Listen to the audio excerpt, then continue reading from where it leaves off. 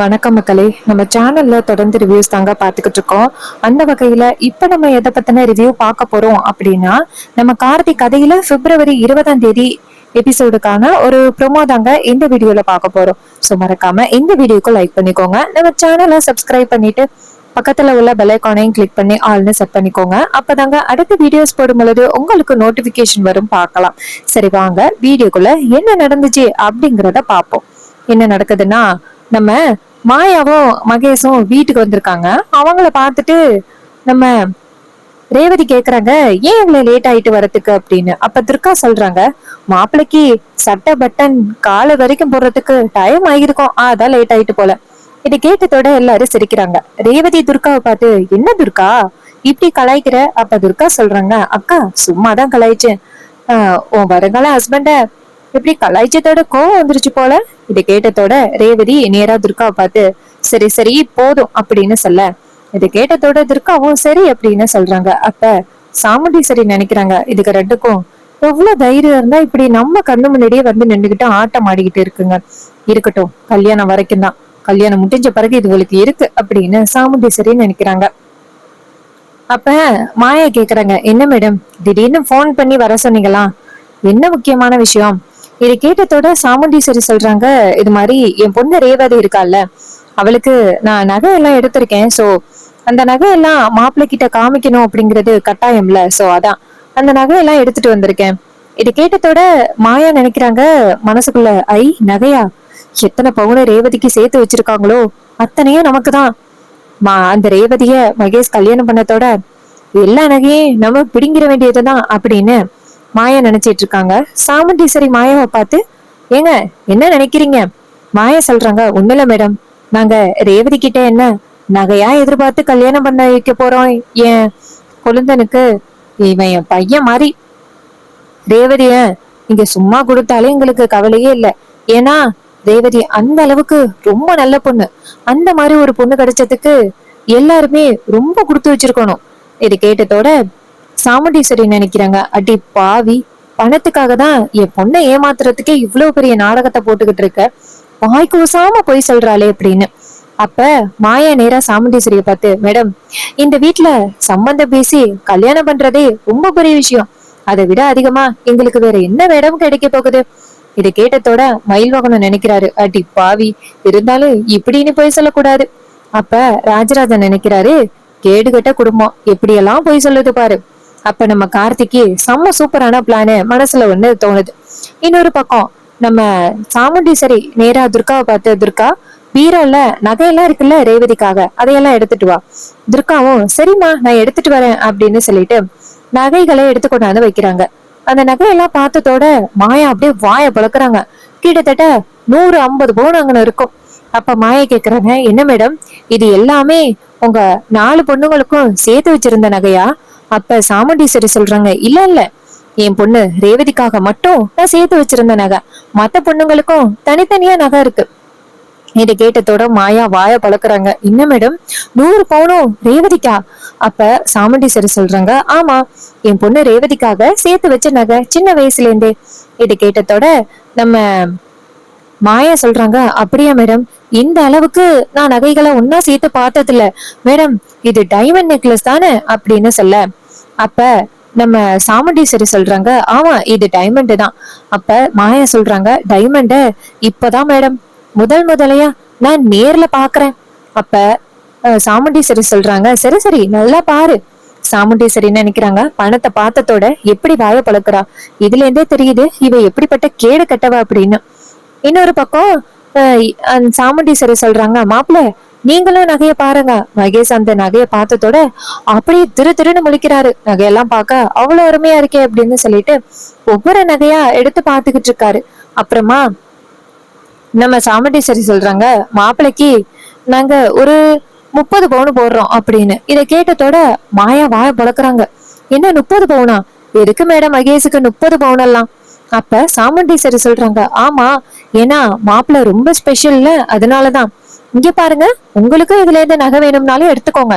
அப்ப மாயா நினைக்கிறாங்க, டக்குன்னு வேணும்னு சொல்லக்கூடாது, வேண்டான்னு சொல்லிட்டு அதுக்கு பிறகு கேட்போம் அப்படின்ட்டு மாயா நினைக்கிறாங்க.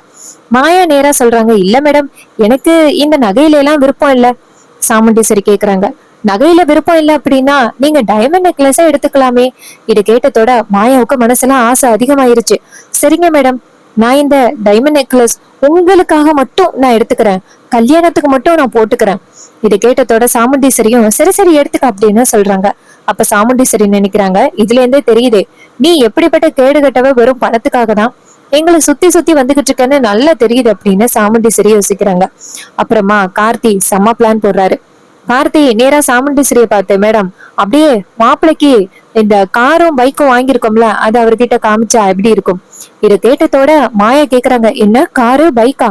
சாமுண்டீஸ்வரி சொல்றாங்க, ஆமா, மாப்பிள்ளைக்கு ஒரு கிஃப்ட் மாதிரி அப்படின்னு. இதை கேட்டதோட மகேஷ் கேக்குறாரு, நான் அப்ப அதை உடனே பாக்கலாமா?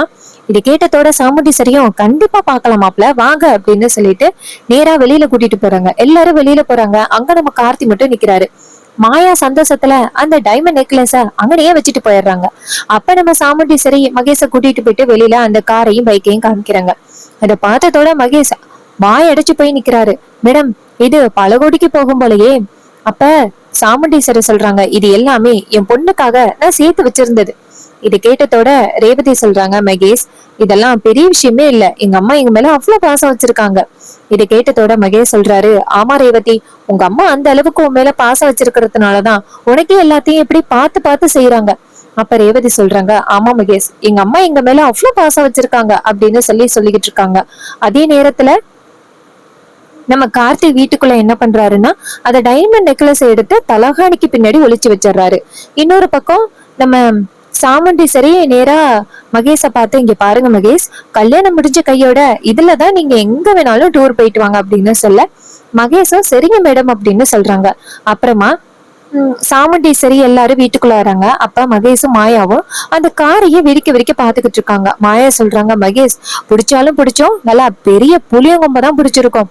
இந்த சாமுண்டீஸ்வரி இவ்வளவு பணம் வச்சிருப்பான்னு நான் எதிர்பார்க்கவே இல்லை. உனக்கு 30 பவுனா, ரேவதிக்கு 100 பவுனா, அதுல காரு பைக்குன்னு இன்னும் சீர்வரிசை வேற இருக்குடா. அப்ப மகேஷ் சொல்றாரு, இங்க பாரு மாயா, நம்ம இப்போதைக்கு கொஞ்சம் பொறுமையா இருக்கணும். ஏன்னா அதிகமா நம்ம பணத்துல ஆசைப்படுறோம் அப்படின்னு தெரிஞ்சிச்சுன்னா அவங்களுக்கு நம்மளோட இன்டென்ஷன் என்னன்னு தெரிஞ்சு போயிரும். அதனால நம்ம கொஞ்சம் அமைதியா இருக்கணும். அப்ப மாயா சொல்றாங்க, சரி மகேஷ், ஆனா இத்தனை பொருளையும் பார்த்து எப்படி மகேஷ் என்னால கண்ட்ரோல் பண்ண முடியும்? அப்ப மகேஷ் சொல்றாரு, டார்லிங் இது எல்லாமே யாருக்கு? உனக்கு தான். இது கேட்டதோட மாயா சொல்றாங்க, ஆமா மகேஷ், எனக்கு தான், நான் ராணியாக போறேன் அப்படின்ட்டு மாயா ரொம்ப சந்தோஷப்படுறாங்க. அப்ப மகேஷ் சொல்றாரு, சரி மாயா, நம்ம இங்க இவ்வளவு நேரம் நிக்கிறத பாத்துட்டு கண்டிப்பா சந்தேகப்படுவாங்க, சரிவா வீட்டுக்குள்ள போகலாம். இதை கேட்டதோட மாயாவும் சரி வா மகேஷ் அப்படின்னு சொல்லிட்டு நேரா வீட்டுக்குள்ள போறாங்க.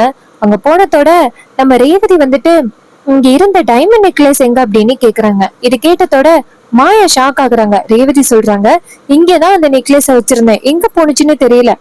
அப்ப மாயா சொல்றாங்க, என்ன ரேவதி இப்படி சொல்ற, டைமண்ட் நெக்லஸ காணுமா? இங்க பாரு, உனக்கு கொஞ்சமாவது அறிவு இருக்கா இல்லையா? இந்த மாதிரி டைமண்ட் நெக்லஸ் எங்களை வச்சுட்டு போவாங்களா? ஏன் ரேவதி இப்படி பொறுப்பு இல்லாம நடந்துக்கிற? அது எத்தனை லட்சம் கோடிக்கு போகும்னு தெரியும்ல அப்படின்னு சொல்லிட்டு மாயா காட்டு கத்துறாங்க. இதெல்லாம் பார்த்ததோட அங்க உள்ளவங்க எல்லாருமே ஷாக் ஆகி இருக்காங்க. அப்ப ரேவதியும் ரொம்ப அதிர்ச்சி ஆகுறாங்க மாயா அப்படி பேசுறத பார்த்துட்டு.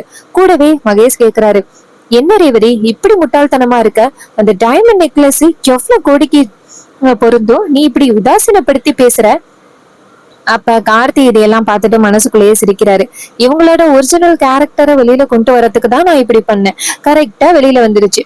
அப்ப நம்ம ரேவதி அப்படியே தகச்சு போய் நிக்க, அப்ப நம்ம கார்த்தி வந்துட்டு பொறுங்க தேடலாம் அப்படின்னு சொல்லிட்டு தலகாணிக்கு பின்னாடி இருக்கிற அந்த டைமண்ட் நெக்லஸ எடுக்கிறாரு. பாத்தீங்களா, இது இங்கதான் இருக்கு, அதுக்குள்ளயும் இப்படி பேசுறீங்க அப்படின்னு கேட்க, இதை கேட்டதோட அந்த மாயா வந்துட்டு ரொம்ப அதிர்ச்சி ஆகுறாங்க. ஆஹா, அவசரப்பட்டு நம்ம ரேவதியை இப்படி பேசிட்டோமே அப்படின்னு. அப்ப ரேவதி சொல்றாங்க, அதான் இங்க இருக்கேக்கா. அப்ப மாயா சொல்றாங்க, சாரி ரேவதி, இது மாதிரி நாங்க பணம் இல்லாம ரொம்ப கஷ்டப்பட்டு வாழ்ந்தவங்கல்ல, அதான் இந்த மாதிரி காணாம போனதோட மனசு கொஞ்சம் கஷ்டமாகிருச்சு. அப்ப கார்த்தி கேக்குறாரு, இங்க பாருங்க, பணத்தை விட குணம் தான் ரொம்ப முக்கியம். பணத்தை எப்ப வேணும்னாலும் சம்பாரிச்சுக்கலாம், ஆனா இந்த மாதிரி பேசுறது ரொம்ப கஷ்டம் இல்லைங்க. நீங்க இப்ப பேசுனதே ரேவதி எப்படி பாதிச்சிருக்கோம், கொஞ்சம் பார்த்து பேச மாட்டீங்களா? அப்ப மாயா சொல்றாங்க, ரேவதி சாரி ரேவதி. அப்ப ரேவதி சொல்றாங்க, பரவாயில்ல அப்படின்னு. அப்பன்னு பார்த்து சாமுண்டீஸ்வரி வராங்க. வந்துட்டு என்னாச்சு அப்படின்னு கேக்குறாங்க. அப்ப மாயா நேரா ரேவதி கிட்ட, மேடம் இது பத்தி சாமுண்டீஸ்வரி மேடத்துக்கிட்ட சொல்லிடாதீங்க. ரேவதியும் சரி அப்படின்னு சொல்றாங்க. சாமுண்டீஸ்வரி கேக்குறாங்க, இங்க என்ன நடக்குது? அப்ப ரேவதி சொல்றாங்க, ஒண்ணு இல்லம்மா, டைமண்ட் நெக்லஸ் காணும்னு தேடணும், தலகாணிக்கு பின்னாடிதான் இருந்துச்சு. இது கேட்டதோட சாமுண்டீஸ்வரியும், ஓ அப்படியா, சரி சரி, மாயா மகேஷ் நீங்க 2 பேரும் வீட்டுக்கு போகலாம், இந்த நகையை காமிக்கிறதுக்காக தான் கூப்பிட்டேன். இதை கேட்டதோட மாயாவும் சரி அப்படின்னு சொல்லிட்டு அந்த இடத்துல இருந்து வெளியில வராங்க. வெளியில வந்ததோட மகேஷ் நேரா மாயாவை பார்த்து, மாயா எதுக்கு மாயா இப்படி கோவப்பட்ட, பாத்தியா அந்த ரேவதிக்கு எப்படி முகம் மாறி போச்சுன்னு. அப்ப மாயா சொல்றாங்க, டி அந்த நெக்லஸ பாத்தியாடா, பல கோடி ரூபாவுக்கு பொருந்தும், அத போய் காணும்னு சொன்னா நான் எப்படா கோவப்படாம இருப்பேன். அதுக்கு மகேஷ் சொல்றாரு, இருந்தாலும் மாயா நீ கோவப்பட்டது ரொம்ப தப்பு. அந்த ரேவதியோட முகத்தை பாத்தியா, கொஞ்ச நேரத்துல மாறிடுச்சு. எனக்கு என்னமோ இது அந்த டிரைவர் ராஜாவோட திட்டமானு தோணுது. அவன் தான் ஒளிச்சு வச்சுட்டு உன்னை திட்டு வாங்க வைக்கிறதுக்காக அவன் இப்படி பண்ணிருக்கான். இதை கேட்டதோட மாயா சொல்றாங்க, டேய் அப்படியெல்லாம் இல்லடா, அதான்டா உண்மை. அந்த டிரைவர் வேணுக்கும்னே நம்ம எப்படிப்பட்டவங்க அப்படிங்கறத நிரூபிக்கிறதுக்காக அவன் இப்படி பண்ணிருக்கான். எப்படியாவது வந்துட்டு நம்மளை கோவப்பட வைக்கணும், ரேவதிக்கு நம்ம எப்படிப்பட்டவங்க அப்படிங்கறத நிரூபிக்கணும் அப்படிங்கறதுக்காக தான் அவன் இப்படி பண்ணிருக்கான். தேவையில்லாம அவனோட திட்டத்துல இப்படி மாட்டிக்கிட்டேனே. மகேஷ் சொல்றாரு, இங்க பாரு ரேவதி கவலைப்படாத, இங்க பாரு மாயா கவலைப்படாத, எப்படியா இருந்தாலும் ரேவதி நம்மள தப்பா நினைக்க மாட்டா. அப்ப மாயா சொல்றாங்க, இங்க பாரு இதை சரி கட்டுறதுக்கு ஒரு நல்ல ஐடியா இருக்கு. மகேஷ் கேக்குறாரு, என்ன ஐடியா? அப்ப மாயா சொல்றாங்க, இங்க பாரு அந்த ரேவதி வந்துட்டு ஏதோ தீபான்னு ஒரு குட்டிச்சாத்தான ஆர்பனேஜ்ல வச்சு வளர்த்துக்கிட்டு இருக்கால, அதுகிட்ட போயிட்டு நீ அப்படியே பாசமா இருக்கிற மாதிரி நடி. இதை கேட்டதோட மகேஷும், ஆமா சூப்பர் ஐடியா, அத பண்ணா கண்டிப்பா ரேவதி நடந்ததை மறந்துடுவா. அப்ப மாயா சொல்றாங்க, சரி நீ போயிட்டு ஒரு 1/2 hour கழிச்சு மறுபடியும் ரேவதிக்கு போன் பண்ணி கூப்பிடு. இது கேட்டதோட மகேஷும் சரி அப்படின்னு சொல்லிட்டு வீட்டுக்கு போறாங்க. இன்னொரு பக்கம் ரேவதி ரொம்ப கவலையா உட்கார்ந்து இருக்காங்க. அப்ப நம்ம கார்த்தி அங்க இருந்து வந்துட்டு ரேவதி கிட்ட, மேடம் என்ன மேடம் ஏதோ கவலையா இருக்கீங்க? ரேவதி சொல்றாங்க, இல்ல ஒரு சாதாரண நெக்லஸ் தான் காணாம போச்சு, அதுக்கு போய் அவங்க இப்படி பேசுனது எனக்கு ரொம்ப கவலையா இருக்கு. கார்த்தி சொல்றாரு, இங்க பாருங்க மேடம், சில பேரு பணத்து மேல ஆசை உள்ளவங்க மட்டும்தான் பணத்தை காணும்னா அப்படி திட்டுவாங்க, மத்தபடி அவங்க நல்லவங்க தான். அப்ப ரேவதி சொல்றாங்க, இல்ல கார்த்திக், இல்ல டிரைவர், இருந்தாலும் அந்த நெக்லஸ காணும் அப்படின்னு அவங்க அப்படி பேசுறதா? இதை கேட்டதோட நம்ம கார்த்தி சொல்றாரு, சரி பரவாயில்ல விடுங்க மேடம். அப்ப ரேவதி சொல்றாங்க, எனக்கு ஏதோ தப்பான முடிவு எடுக்கிறனோன்னு தோணுது, அவங்க பணத்துக்காக ஆசைப்படுறவங்களா இருப்பாங்களோ. அப்ப கார்த்தி சொல்றாரு, மேடம் எதுவா இருந்தாலும் பாத்துக்கலாம். அப்ப ரேவதி சொல்றாங்க, சரி அப்படின்னு. இன்னொரு பக்கம் மகேஷ் நேரா ரேவதிக்கு போன் பண்றாங்க. ரேவதி போனை பார்த்துட்டு, மகேஷ் தான் போன் பண்றாரு. அப்ப கார்த்தி கேக்குறாரு, சரி கேளுங்க. அப்ப மகேஷ் கேக்குறாரு, ரேவதி எங்க இருக்கீங்க? ரேவதி சொல்றாங்க, நான் வீட்டுலதான் இருக்கேன். அப்ப மகேஷ் கேக்குறாரு, ரேவதி நீங்க எப்பவுமே இந்த சண்டேல ஆர்பனேஜுக்கு போவீங்களே, இன்னைக்கு போகலையா? அப்ப ரேவதி சொல்றாங்க, ஆமா மகேஷ், சுத்தமா மறந்துட்டேனே, நல்ல வேளை ஞாபகப்படுத்தினதுக்கு, சீக்கிரம் போகணும். அப்ப மகேஷ் கேக்குறாரு, ரேவதி இந்த வாட்டி நானும் வரவா? எனக்கும் நம்ம எதிர்கால குழந்தைய பாக்குறதுக்கு ஆசையா இருக்கு.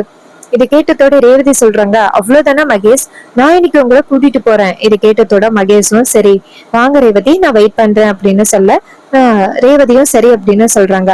அப்ப மகேஷ் சொல்றாரு, இங்க பாரு ரேவதி, அந்த வீட்டுல டிரைவர் இருக்காருல்ல, அவரை நீ கூட்டிட்டு வர வேணாம். ரேவதி கேக்குறாங்க, ஏன் மகேஷ் என்னாச்சு அப்படின்ட்டு நேரா கார்த்திய பாக்குறாங்க. அப்ப மகேஷ் சொல்றாரு, இல்ல ரேவதி, அவன் நம்மளுக்கு இடையில இருக்கிறது எனக்கு என்னமோ ஒரு மாதிரி மனசு கஷ்டமா இருக்கு. சோ அவனை நமக்கு இடையில கொண்டுட்டு வர வேணாம். அப்ப ரேவதி சொல்றாங்க, சரி மகேஷ், நான் மட்டும் தனியா வரேன் அப்படின்னு சொல்லிட்டு போனை கட் பண்றாங்க. அப்ப கார்த்தி கேக்குறாரு, யாரு மேடம்? அப்ப ரேவதி சொல்றாங்க, மகேஷ் தான் போன் பண்ணாரு, ஏதோ என்ன சந்திக்கணுமா. இதை கேட்டதோட கார்த்தி சொல்றாரு, என்ன மேடம், அம்மாவிட்ட சொல்லிட்டு போங்க. அதுக்கு ரேவதி சொல்றாங்க, இல்ல இந்த விஷயத்த பத்தி அம்மா கிட்ட சொல்ல முடியாது, நான் போயிட்டு பாத்துட்டு உடனே வரேன். அப்ப கார்த்தி நினைக்கிறாரு, மகேஷ் சரியான கேடி, அவன் கூட கண்டிப்பா ரேவதிய தனியா அனுப்பி வைக்க முடியாது அப்படின்னு கார்த்தி நினைக்கிறாரு. அப்ப நம்ம ரேவதி நேரா கார்த்திகிட்ட, இங்க பாருங்க டிரைவர், நான் எங்க போயிருக்கேன் அப்படின்னு கேட்டாலும் ஃப்ரெண்டு வீட்டுக்கு இல்லைன்னா கோயிலுக்கு போயிருக்கேன்னு சொல்லிருங்க. இதை கேட்டதோட கார்த்தியும் சரிங்க மேடம் அப்படின்னு சொல்ல ரேவதி இங்க இருந்து வெளியில போறாங்க. கார்த்திக்கு ஒரே மனசு உறுத்தலா இருக்கு. சோ கண்டிப்பா ரேவதிய மகேஷ் கூட அனுப்ப கூடாது அப்படிங்கறதுல நம்ம கார்த்தி உறுதியா இருக்காரு. அதனால ரேவதி ஆட்டோ எடுத்துட்டு போறாங்க. கார்த்திக் காரை ஃபாலோ பண்ணிக்கிட்டு போறாரு. ரேவதி போயிட்டு நேரா மகேஷையும் பிக் பண்ணிக்கிட்டு நேரா ஆர்பனேஜ்க்கு போறாங்க. கார்த்திக் ஃபாலோ பண்ணிக்கிட்டே போறாரு. நேரா ஒரு ஆர்பனேஜ்ல வண்டி போய் நிக்குது. கார்த்தி பார்த்ததோட என்ன இது 2 பேரும் இங்க வந்திருக்காங்க அப்படின்னு பாக்குறாங்க. அப்ப நம்ம ரேவதி நேரா மகேஷ கூட்டிக்கிட்டு உள்ளார போறாங்க. அப்ப மகேஷ் வந்துட்டு 2-3 சாக்லேட் வச்சிருக்காரு. இவங்க போனதோட அந்த குட்டி பாப்பாவுக்கு சாக்லேட் கொடுக்குறாரு. கொடுத்துட்டு ஹாய் பாப்பா அப்படின்னு சொல்ல, அப்ப அந்த தீபா பாப்பா கேக்குறாங்க, இவரு யாரு இவரு யாரு ரேவதி அம்மா அப்படின்னு சொல்லத்தோட ரேவதி சொல்றாங்க, பாப்பா இவருதான் உன்னோட அப்பா அப்படின்னு சொன்னதோட அந்த பாப்பா சொல்றாங்க, அப்பாவா அப்படின்னு. அப்ப ரேவதி சொல்றாங்க, ஆமாமா அப்படின்னு. அப்ப தீபா சொல்றாங்க, இல்ல எனக்கு இவர அப்பான்னு கூப்பிட தோணல, அங்கிள் தான் கூப்பிடுவேன் அப்படின்னு சொன்னதோட மகேஷ் டென்ஷன் ஆகுறாரு. அப்ப ரேவதி சொல்றாங்க, சரி இரு பாப்பா, நான் அந்த மேடத்துக்கிட்ட பேசிட்டு வரேன் அப்படின்னு சொன்னதோட சரியா அப்படின்னு சொல்லிட்டு அந்த இடத்துல இருந்து போறாங்க. அப்ப நம்ம கார்த்தி இதையெல்லாம் பாத்துக்கிட்டு இருக்காரு. அப்ப மகேஷ் நேரா அந்த குட்டி பாப்பா கிட்ட, இங்க பாரு, என்ன இனிமே நீ அப்பான்னு தான் கூப்பிடணும் அப்படின்னு. குட்டி பாப்பா சொல்றாங்க, இல்ல எனக்கு உங்களை அப்பான்னு கூப்பிட விருப்பம் இல்ல, அங்கிள்னு கூப்பிடுறேன் அப்படின்னு சொன்னதோட மகேஷ் டென்ஷன் ஆகி, இங்க பாரு, உனக்கு நான் எவ்வளவு சாக்லேட் வேணாலும் வாங்கி தரேன், எத்தனை பொம்மை வேணாலும் வாங்கி தரேன், என்ன வேணாலும் வாங்கி தரேன், உன்னை வீட்டுக்கு வேணாலும் கூட்டிட்டு போறேன், என்ன அப்பான்னு சொல்லு. உடனே அந்த குட்டி பாப்பா சொல்றாங்க, இல்ல நான் சொல்ல மாட்டேன் அப்படின்ட்டு அழுகுறாங்க.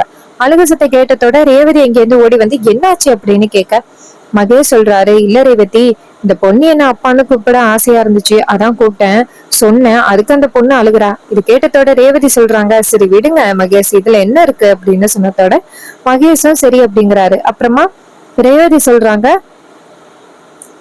சரி இருங்க நான் ஒரு 5 நிமிஷம் போயிட்டு வந்துடுறேன் அப்படின்னு சொல்லிட்டு போறாங்க. போயிட்டு நேரா அந்த மேடத்துக்கிட்ட, மேடம் இன்னும் கொஞ்ச நாள்ல நான் தீபா பாப்பாவை கண்டிப்பா அழைச்சிட்டு போவேன் அப்படின்னு. உடனே அவங்களும் சரிங்க மேடம், கூடி சீக்கிரம் அழைச்சிட்டு போங்க, பாப்பாவோட கண்டிஷன் வர வர நீங்க இல்ல அப்படின்னதோட மாற ஆரம்பிக்குது. இது கேட்டதோட ரேவதி சொல்றாங்க, கண்டிப்பா சீக்கிரம் நான் கூட்டிட்டு போறேன், என் ஃபியூச்சர் ஹஸ்பண்ட் வேற இங்க வந்திருக்காரு, என் ஃபியான்சி அப்படின்னு சொல்லிட்டு நேரா நம்ம மகேஷ கூப்பிடுறாங்க. மகேஷ் அங்க அந்த இடத்துக்கு வந்ததோட அவங்க நேரா மகேஷ பார்த்து, வணக்கம் சார், நீங்க தான் ரேவதியோட ஃபியான்சி அப்படின்னு கேட்க மகேஷ் சொல்றாரு, ஆமா மேடம், நாங்க 2 பேரும் சேர்ந்துதான் அந்த தீபாவை வந்துட்டு ரீசார்ஜ் பண்ண போறோம். இது கேட்டதோட அந்த அம்மாவும் சரிங்க அப்படின்னு சொல்றாங்க. அப்புறமா நம்ம மகேஷ் நேரா ரேவதி கிட்ட, சரி வா ரேவதி போகலாம் அப்படின்னு சொல்ல ரேவதியும் சரி அப்படின்னு சொல்லிட்டு கிளம்புறாங்க. அந்த குட்டி பாப்பா நேரா ரேவதி கிட்ட, அம்மா இன்னைக்கு ஒரு நாள் மட்டும் உங்க கூட வெளியில போயிட்டு வரவா, என்ன ஹோட்டலுக்கு கூட்டிட்டு போயிட்டு வரீங்களா. இதை கேட்டதோட ரேவதியும் சரி பாப்பா அப்படின்னு சொல்ல மகேஷ் நினைக்கிறாரு, சே ரேவதி கூட கொஞ்சம் தனியா இருக்கலாம்னு பார்த்தா இந்த குட்டி பிசாசும் பின்னாடியே வந்துகிட்டே இருக்கே அப்படின்ட்டு நேரா ரேவதிட்ட, ரேவதி நம்ம 2 பேருக்கும் கல்யாணம் ஆக போகுது, கொஞ்சம் நம்ம 2 பேரும் தனியா இருக்கலாம்னு நினைச்சேன். அப்ப ரேவதி சொல்றாங்க, என்ன மகேஷ் இப்படி பேசுறீங்க. மகேஷ் சொல்றாரு, இல்ல ரேவதி அப்படின்னு. அப்ப ரேவதி சொல்றாங்க, இங்க பாருங்க மகேஷ், குட்டி பாப்பா தான் எனக்கு ஃபர்ஸ்ட் ப்ரையாரிட்டி. இது கேட்டதோட மகேஷ் அதிர்ச்சி ஆகுறாரு. அப்ப ரேவதி நேரா அந்த குட்டி பாப்பா கிட்ட, நீ வா குட்டி பாப்பா போயிட்டு வரலாம் அப்படின்ட்டு கிளம்புறாங்க. இது எல்லாத்தையுமே நம்ம கார்த்தி பார்த்துட்டு, யார் இந்த குட்டி பாப்பா அப்படின்ட்டு நேரா அந்த ஆர்பனேஜ்ல உள்ள மேடம் கிட்ட வந்துட்டு, மேடம் கொஞ்ச நேரத்துக்கு முன்னாடி ரேவதி அப்படின்னு ஒரு பொண்ணு வந்தாங்கல்ல, அவங்க கூட்டிட்டு போற பொண்ணு யாரு. உடனே அவங்க சொல்றாங்க, அது அவங்களோட பொண்ணுதான், அந்த பொண்ணு பேரு வந்துட்டு தீபா. இதை கேட்டதோட கார்த்தி அதிர்ச்சியாகி, எதுக்காக அவங்க இங்க வச்சு பாத்துக்கிட்டு இருக்காங்க. அப்ப அந்த அம்மா சொல்றாங்க, என்னன்னு தெரியல சார், இந்த பொண்ணை கொண்டாந்து வளர்க்கறதுக்கு கொண்டாந்து விட்டாங்க, அதுக்கப்புறம் இந்த பொண்ணை அவங்க கூட்டிட்டு போகல, மேரேஜ் முடிஞ்ச பிறகு கூட்டிட்டு போறேன்னு சொன்னாங்க. இது கேட்டதோட கார்த்தி சொல்றாரு, ஓ அப்படியா, சரிங்க மேடம் அப்படின்ட்டு கார்த்தி வெளியில வராரு. இந்த தீபா யாரு, ரேவதிக்கும் இந்த தீபாவுக்கும் என்ன தொடர்பு. தீபா அப்படின்னு சொன்னதோட நம்ம கார்த்தியோட மனசே மாற ஆரம்பிக்குது. ஏன்னா அந்த தீபா நம்ம கார்த்தியோட ஃபியூச்சர் லாஸ்ட் மனைவி இல்ல, அதனால தீபா அப்படிங்கிற பேரே அவருக்கு ரொம்ப பிடிக்கும். அதனால அவரு கொஞ்சம் மனசு மாற ஆரம்பிக்கிறாரு. சோ இந்த எபிசோடு உங்களுக்கு பிடிச்சிருந்துச்சு அப்படின்னா இந்த வீடியோக்கு மறக்காம லைக் பண்ணிக்கோங்க. நம்ம சேனலையும் சப்ஸ்கிரைப் பண்ணிட்டு பக்கத்துல உள்ள பெல் ஐகானையும் கிளிக் பண்ணி ஆல்ல செட் பண்ணிக்கோங்க. அப்பதாங்க அடுத்தடுத்து வீடியோஸ் போடும் பொழுது உங்களுக்கு நோட்டிபிகேஷன் வரும். தேங்க்யூ ஃபார் வாட்சிங்.